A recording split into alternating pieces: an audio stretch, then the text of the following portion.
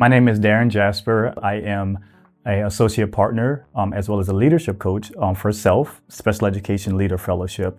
What I primarily do, I am in charge of doing professional development for special education teachers, early special education teachers, first or second year SPED teachers that are really just getting into the field and providing them the development that they need to maintain their positions and make like significant impact on their students. So recently I was doing a classroom observation for one of our fellows. And at this particular time, she had just one student.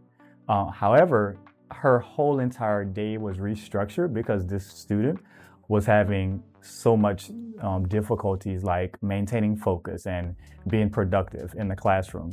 So observing her, I was able to jump in and do like what's called real-time coaching. Like not just waiting to give her feedback until when everything was over, but actually standing in and giving her real life examples. And one of the examples that I gave her was how can you help recreate the space that the student enjoys in the gen ed setting in your own space, even though it's just one student. So in real time, I said, this is what you can do. You can create space on the carpet just for that student. Just turn his chair because he was sitting in the desks as if it was a classroom full of kids and not just him.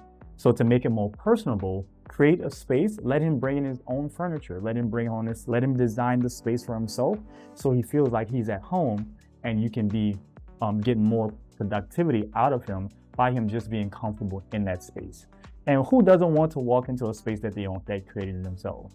So I'm looking forward to being able to go back in and to see how productive he's become now that you've taken those suggestions. Oh, this is an easy one. I love going into the classroom. I enjoy PD, professional development, but I love seeing the kids in action. And not only seeing the kids in action, but seeing the work that we do with our fellows, with our teachers, and how it impacts the students in real time.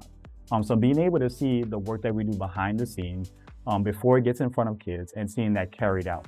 So being able to see kids like get it, using strategies that we've taught them through this program is what the best work that you can do, because you want to see the evidence. It's good to get the information and deliver the information, but it's a whole different thing to be able to see it actually living out in real time and hearing from fellows how much what we've been able to teach them through this program at SELF and seeing the impact that they're able to make that change for their students. So one of the things that we had recently in a session was the thought about how to conduct an IEP meeting. So this has really come up a lot through observations and through talking with fellows. The scary part of delivering an IEP meeting, the scary part of like, am I saying the right information? Am I giving the right information? So what we did was we were able to, before them, show them these are the things that you should include in an IEP meeting, and how you communicate it is simply through a conversation. It relaxes you. It allows you to speak to them, speak to parents, speak to the staff, also including the student in the conversation, and it makes it easier for you to share with the parent how that student is making progress on their goals.